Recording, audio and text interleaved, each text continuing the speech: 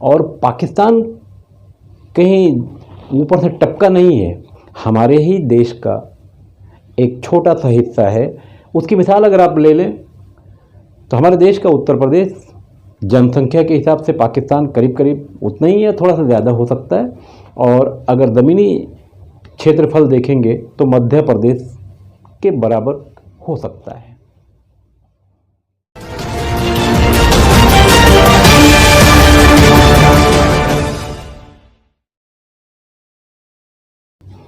नमस्कार, आदाब, जय हिंद। दोस्तों, आइए बात करते हैं अपने पड़ोसी की। पड़ोसी की बात का मतलब ये होता है कि घर का पड़ोसी तो ऐसा नहीं है, देश का पड़ोसी भी होता है, किसी राज्य का भी पड़ोसी होता है। अंग्रेज़ों से आज़ादी हासिल करते करते भारत के टुकड़े कर दिया अंग्रेज़ों ने। बदले में पाकिस्तान और अब का बांग्लादेश यानी मशरक़ी पाकिस्तान, मगरबी पाकिस्तान दुनिया के सामने आया। अंग्रेज़ अपने प्रयास में सफल रहे। अगर ये एक भारत होता तो फिर अमेरिका की जो गुलामी पाकिस्तान जैसे आज कर रहा है तो नहीं कर पाता। फ़िलहाल पाकिस्तान के जो हालात हैं, 300 रुपये लीटर पेट्रोल, वो भी वक्त पर मिलने को राज़ी नहीं। आटा, चावल, दाल सब कुछ महंगा है।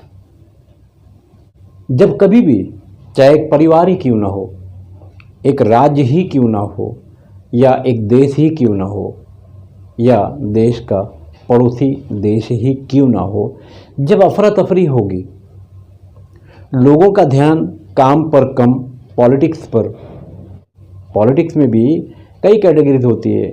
एक तो काम की होती है, एक बिना वजह बेकाम की होती है, जिसमें लोग मारामारी करते हैं, एक दूसरे को मार देते हैं। ये पाकिस्तान आपके सामने है।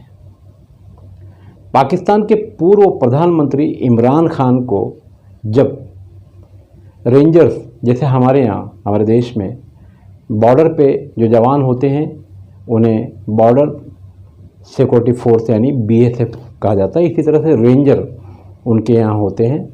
और पाकिस्तान कहीं ऊपर से टपका नहीं है, हमारे ही देश का एक छोटा सा हिस्सा है।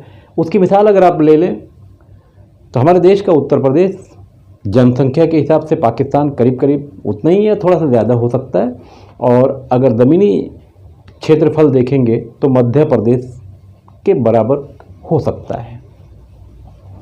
ये पाकिस्तान है। हमारे देश में पाकिस्तान को लेकर आए दिन कुछ न कुछ तनातनी तो रहती है। इसी तनातनी का हमारा एक भारतीय नागरिक केरला से चला, शिहाब चित्तूर, जो फ़िलहाल सऊदी अरब पहुंच चुके पैदल। क्योंकि ज़्यादा जानकारी मुझे इसलिए है कि अक्टूबर 2022 में मैं खुद मोटरसाइकिल से यात्रा पर था और दिल्ली से फिर मैं वाघा बॉर्डर तक गया था, और वाघा बॉर्डर से करीब 14 किलोमीटर पहले कासा गांव, यहाँ शिहाब की मेरी मुलाकात हुई थी। पाकिस्तान ने वीज़ा नहीं दिया था, पाकिस्तान ने सिक्योरिटी रीज़न बताया, और इसी रीज़न की वजह से एक अकेला इंसान जो हिंदुस्तान के केरला से पैदल सऊदी अरब के लिए निकला हो, और एक सरकार यानी जिसे पाकिस्तानी सरकार कहा जाता है और ला इलाहा इल्लल्लाह मुहम्मदुर रसूलुल्लाह के नाम पर बनी ये सरकार, एक भारतीय मुस्लिम नागरिक को सिक्योरिटी रीज़न की वजह से बॉर्डर नहीं पार करा पा रही थी। सोचिए पाकिस्तान के हालात कितने ख़राब होंगे। बहुत कम लोगों को पता है कि पाकिस्तान में टमाटर 400 रुपये किलो, आटा 250 रुपये किलो, वो भी लाइन लगा कर ही मिलता है, वो भी सबको मिल नहीं पाता। ये हालात पाकिस्तान के हैं। पाकिस्तान का ऐसा कोई प्रधानमंत्री अपने 5 साल के कार्यकाल को पूरा नहीं कर पाया, और या तो बीच में वो हवा में ही प्लेन क्रैश हो गया और दुनिया से चला गया, या तो ज़मीन पर मार दिया गया, या तो उसे बंदी बना लिया गया, या तो उसको देश छोड़कर भागना पड़ा। बहरहाल पाकिस्तान की सत्ता की जो कुर्सी है वो बड़ी मुश्किल से मिलती है, और मिलने के बाद फिर जान जाने का ख़तरा, जैसा कि दुनिया जानती है, देखती है कि पाकिस्तान के प्रधानमंत्रियों की हालत क्या है। अभी अभी पाकिस्तान के पूर्व प्रधानमंत्री इमरान खान को जिस तरह से रेंजर ने कॉलर पकड़कर हाई कोर्ट के अंदर से गिरफ्तार कर लिया, ये भी दुनिया ने देखा। इमरान खान की गिरफ्तारी के बाद पाकिस्तान में क्या हुआ? इमरान खान की पार्टी के जो कार्यकर्ता थे वो सड़कों पर उतर गए। सड़कों पर उतरना तो जहाँ तक है ठीक है, पॉलिटिक्स में कार्यकर्ता सड़कों पर उतरते हैं, तोड़ फोड़ भी होती है, टायर जलाए जाते हैं, लकड़ियाँ जलाई जाती है, ये सब होता है, आमतौर से हमारे देश में भी होता है। मगर पाकिस्तानी जनता कितना परेशान है पाकिस्तान के जो पॉलिटिशियंस हैं उनसे, और आर्मी के जिम्मेदारों और आर्मी के जवानों से। आज बात इसी पे करेंगे। वीडियो बड़ी है, मगर जब आप देखेंगे तो ज़रूर कहीं ना कहीं घटनाक्रम आपको समझ में आएगा। इस ज़मीन पर जितनी भी हुकूमतें हैं, ऐसा नहीं कि आर्मी पर हमला पहली बार हुआ है। हमारे देश में भी नक्सली आए दिन हमारे जवानों को शहीद कर देते हैं, और सरकारें अखबारों में अपना स्टेटमेंट देकर खामोश हो जाती हैं। उसके लिए कोई बड़ी प्लानिंग नहीं हो पाती। पाकिस्तान में पहली बार ऐसा हुआ है कि आम नागरिक, पाकिस्तानी जनरलों, पाकिस्तान के जो बेस, वहाँ पाकिस्तानी फ़ौजियों के घरों पर लोगों ने घुसकर उन्हें मारा पीटा, आग लगा दी उनके घरों में। जिन्ना हाउस जहाँ कोर कमांडर रहते हैं उनके घरों में घुसकर आग लगा दी। एक एयर जेट को आग लगा दी। बहुत सारे सामान आर्मी के जनता ने लूट लिए और बाद में जला दिए। पाकिस्तान की मौजूदा सरकार इतना घबरा गई कि सुप्रीम कोर्ट ने जल्दी से इमरान खान की गिरफ्तारी को गैर कानूनी करार देते हुए छोड़ने के आदेश दे दिए। ये सोचने जैसा विषय है। पूरी दुनिया माथापच्ची कर रही है कि इमरान खान के चाहने वालों ने जो किया है उसका असर कहीं दूसरे मुल्कों पर न पड़े। पाकिस्तान फिलहाल महंगाई के कारण बर्बाद है, और IMF की तरफ से जो फंड मिलने वाला था, अब पूरी दुनिया मिलकर जल्दी से जल्दी पाकिस्तान को ये फंड भी देगी ताकि जनता खामोश हो जाए।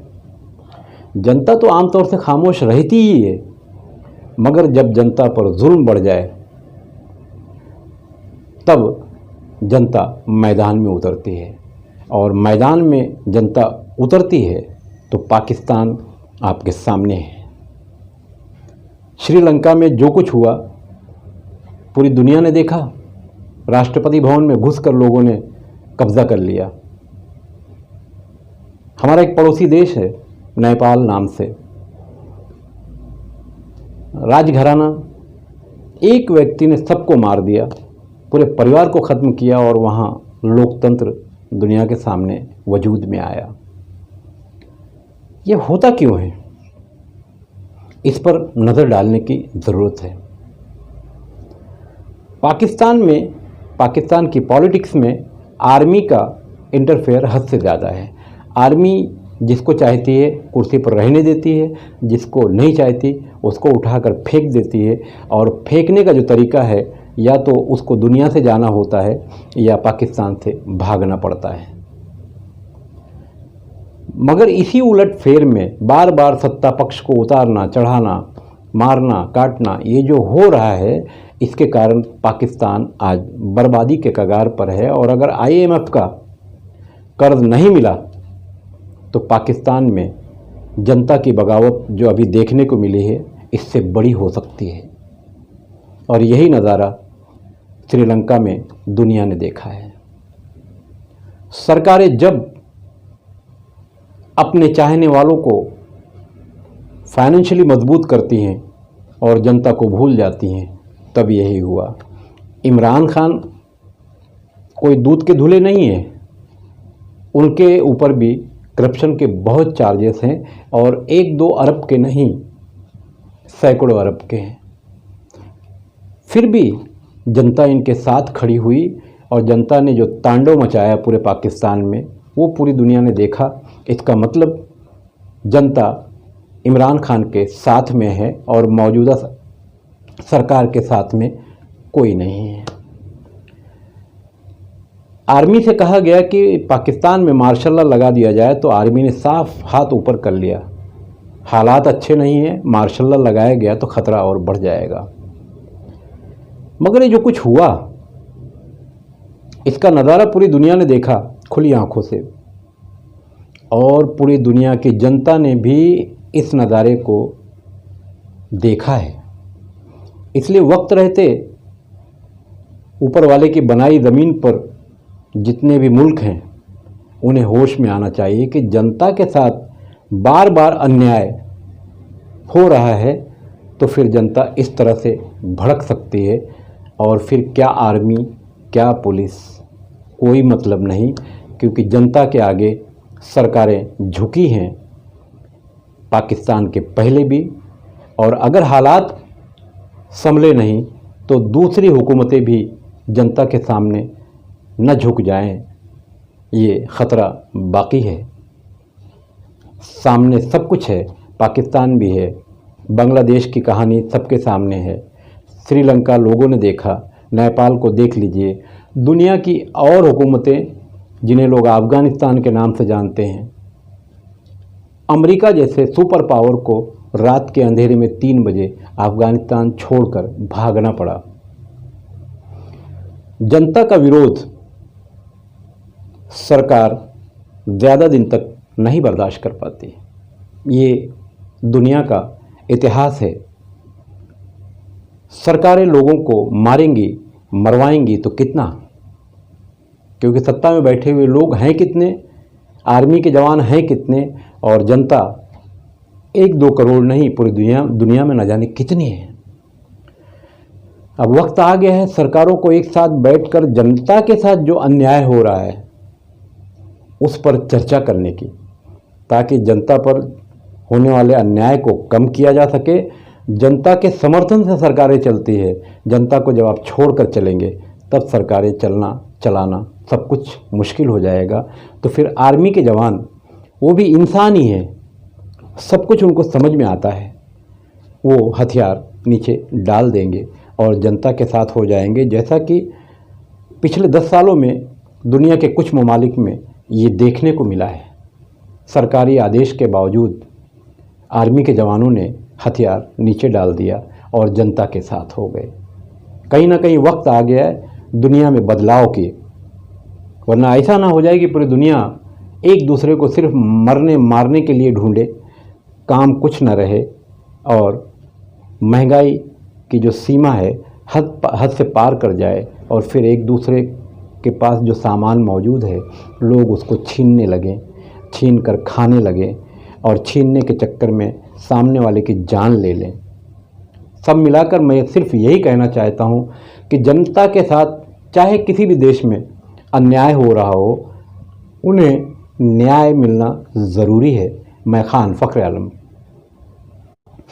और चलते चलते हमारे देश में भी कभी कभी लोग आवाज़ उठाते हुए मिलते हैं गोदी मीडिया के चैनल पर, सोशल मीडिया के प्लेटफॉर्म पर, और वो कहते हैं कि हम अखंड भारत बनाएंगे।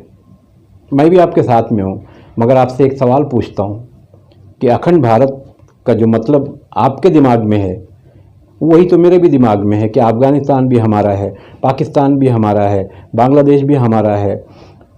तो अखंड भारत में इन लोगों को लेकर आप क्या करोगे और मैं क्या करूँगा, क्योंकि ये एक दूसरे को जान से मारने वाले लोग पूरी दुनिया देख रही है। तो अखंड भारत में इनको लाकर क्या हम अपनी जान मरवाएं या आप अपनी जान मरवाएंगे।